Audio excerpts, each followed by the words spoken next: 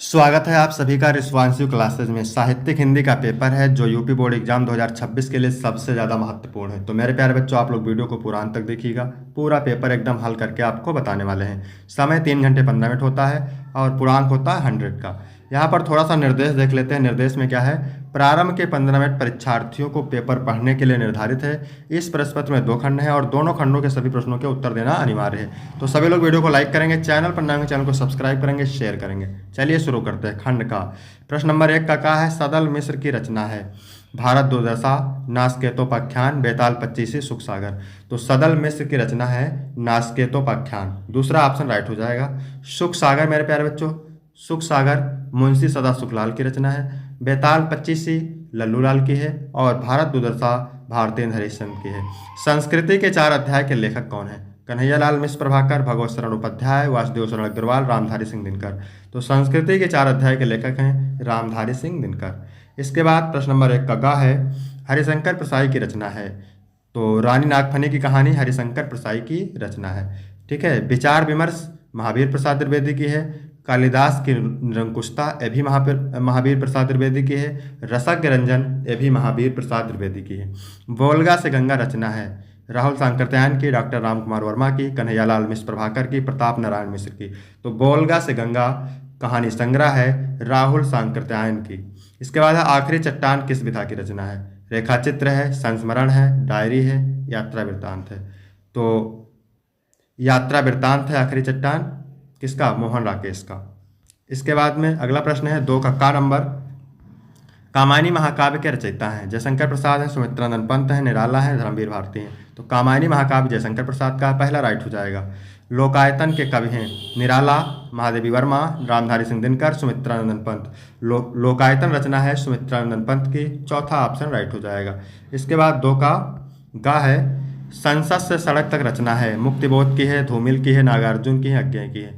तो संसद से सड़क तक रचना है धूमिल की रचना है और ये पहला काव्य संग्रह है। छायावाद के कवि नहीं हैं। ठीक है। तो सुमित्रानंद पंत छायावाद के कवि हैं, महादेवी वर्मा भी हैं, जयशंकर प्रसाद हैं। महावीर प्रसाद द्विवेदी नहीं है, तो यही सही हो जाएगा। महावीर प्रसाद द्विवेदी युग के कवि हैं।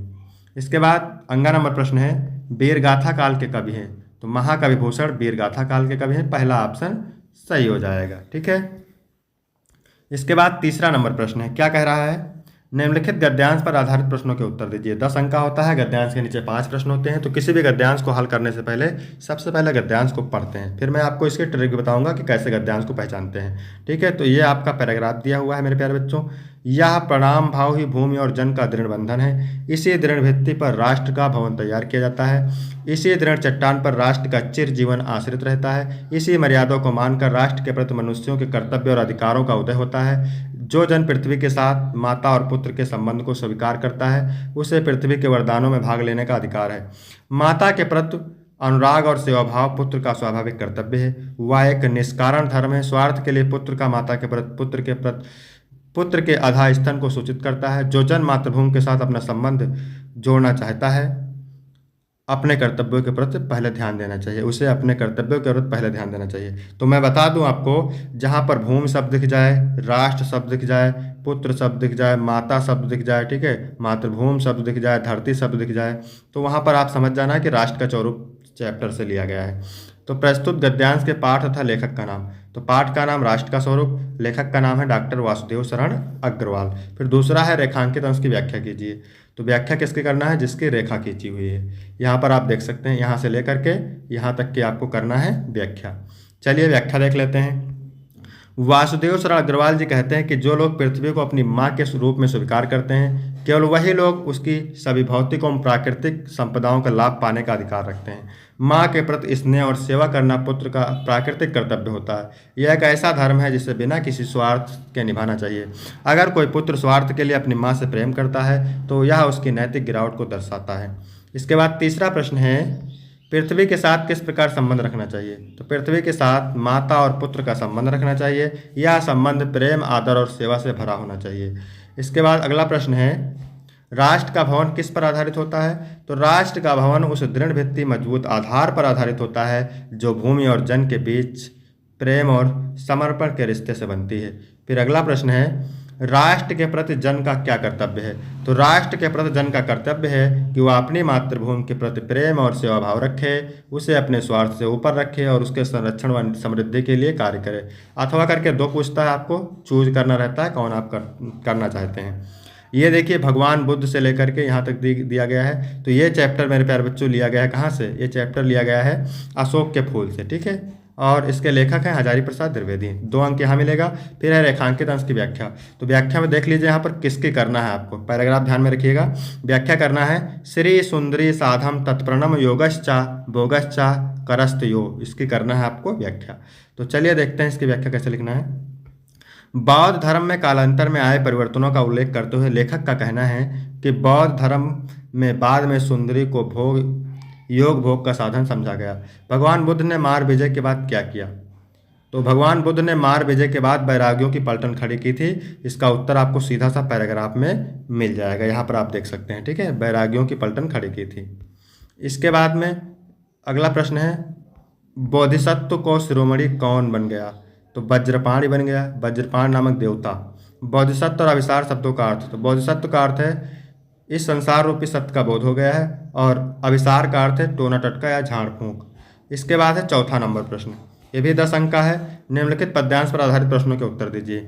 तो राधा पवन से कहती है कि कोई प्यारा कुसुम कुमला गे में जो पड़ा हो। राधा पवन से कहती है यदि कोई कुमलाया हुआ फूल घर में पड़ा हो तो प्यारे के चरण में डाल देना उसी को, तो उसी को ला करके श्री कृष्ण के चरणों में डाल देना। यो देना ये बतला, इस प्रकार उन्हें बता देना कि फूल सी एक फूल के समान एक बालिका राधा मलिन होकर के आपके कमल पग को चूमना चाहती है। तो ये पवन दूतिका से लिया गया है, ठीक है मेरे प्यारे बच्चों।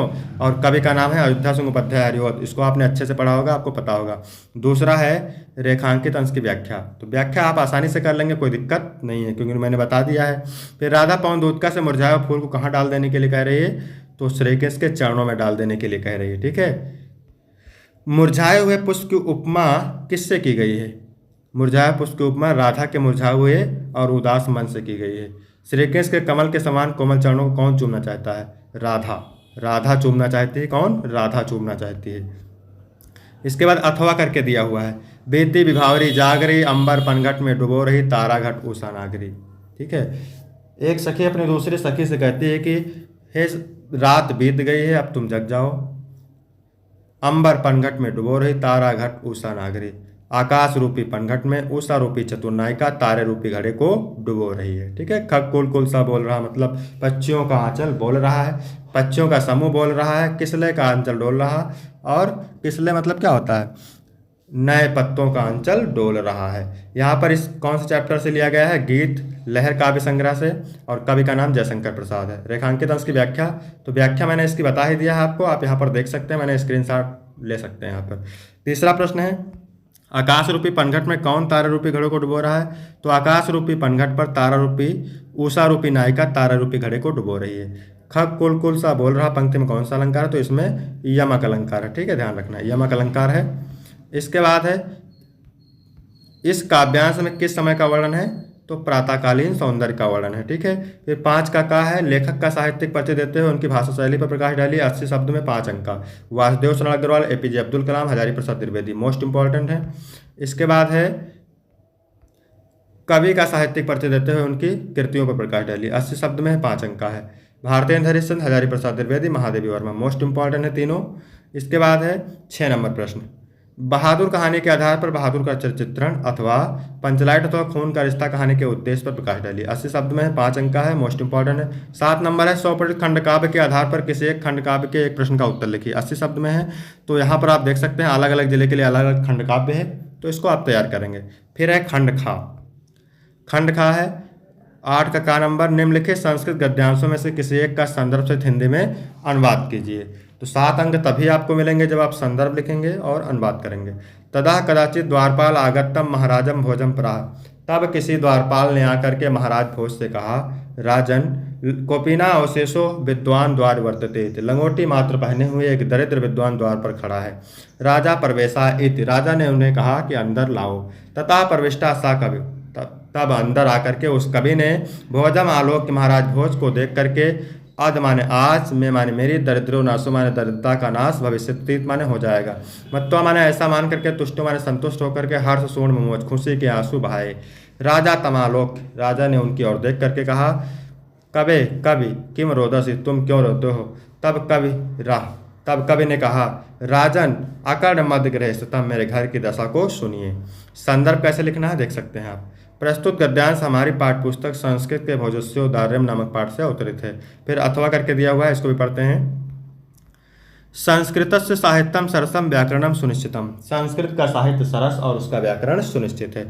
तस्य गद्य पद्य चा ललित भाव बोध सामर्थ्य अद्वितीय श्रुत माधुर्य चा वर्तते, उसके गद्य और पद्य में लालित भावों को समझने की शक्ति और सुनने की अद्वितीय मधुरता है। किम बहुना चरित्र निर्माणार्थ यादर्शी सत्य प्रेरणा संस्कृत वांग्यम ददाति न तादर्शीम किंचित अन्यत्, अधिक कहने से क्या, चरित्र के निर्माण में जैसी सत्य प्रेरणा संस्कृत साहित्य देता है वैसी प्रेरणा कोई भी साहित्य नहीं देता है। मूलभूत मानवीय गुणानाम यादर्शी विवेचना संस्कृत साहित्य वर्तते नायत्र तादर्शी, मूलभूत मानवीय गुणों की जैसी विवेचना संस्कृत साहित्य में है वैसी विवेचना किसी भी साहित्य में नहीं है। दया, दान, पवित्रता, उदारता, क्षमा करना और अन्य अनेक गुण इस साहित्य के अध्ययन से उत्पन्न होते हैं। संदर्भ लिखेंगे। प्रस्तुत गद्यांश हमारी पाठ्यपुस्तक संस्कृत के संस्कृत भाषा महात्म नामक पाठ से अवतरित है। खा नंबर है, निम्नलिखित संस्कृत पद्यांशों में से किसी एक का संदर्भ से हिंदी में अनुवाद कीजिए। 7 अंक का है। परोक्षे कार्यहंतरम प्रत्यक्षे प्रियवादनम, यानी पीठ पीछे काम बिगाड़ने वाले और सामने मीठे वाले मित्र, बोलने वाले मित्र को उसी प्रकार छोड़ देना चाहिए जिस प्रकार विष से भरा घड़ा हो और उसके ऊपरी भाग में क्या हो, दूध हो। संदर्भ लिखेंगे। प्रस्तुत श्लोक हमारी पाठ्यपुस्तक संस्कृत के सुभाषित रत्नार नामक पाठ से अवतरित है। ठीक है, इसके बाद देखते हैं। निंदंत नीति निपुणा यदि वा स्तंतु, यानी नीति में निपुण लोग चाहे निंदा करें चाहे प्रशंसा करें। लक्ष्मी समावेशत गच्छत व यथेष्टम, लक्ष्मी आए चाहे अपनी इच्छा अनुसार चली जाए। अद्य व मरणमस्तु युगांतरे व, चाहे आज ही मृत्यु हो या युगों के बाद हो। न्यायात पथा प्राविचलंत पदम न धीरा, धैर्यशाली पुरुष अपने न्याय के पद से कभी विचलित नहीं होते। संदर्भ लिखेंगे। प्रस्तुत श्लोक हमारी पाठ्यपुस्तक संस्कृत के सुभाषित रत्नार नामक पाठ से अवतरित है।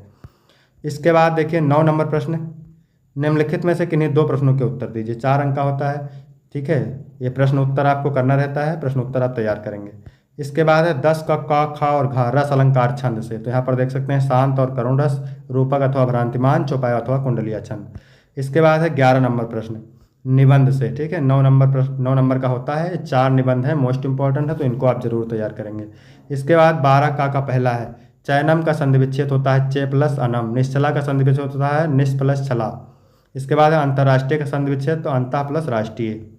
इसके बाद में है निम्नलिखित में से किसी एक का विग्रह करके समास का नाम लिखिए। तो प्रतिदिनम में अव्ययभाव समास है, पीत कमलम में कर्मधाराय समास है, नीलकंठ में बहुव्रीहि समास है।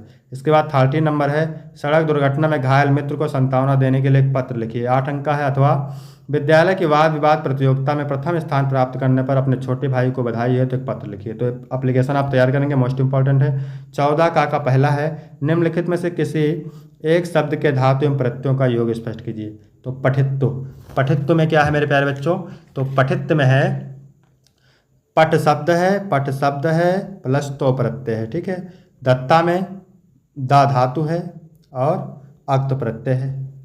पठनियम में पठ धातु है और अनियर प्रत्यय है। इसके बाद अगला पूछ रहा है निम्नलिखित में से किसी एक शब्द में प्रत्यय लिखिए।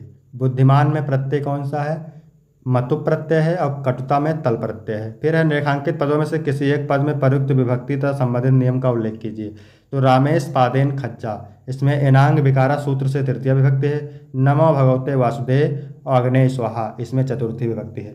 तो यहाँ तक वीडियो कंप्लीट होता है। वीडियो कैसा लगा, वीडियो अच्छा लगा हो तो वीडियो को लाइक करेंगे, चैनल को सब्सक्राइब करेंगे। धन्यवाद।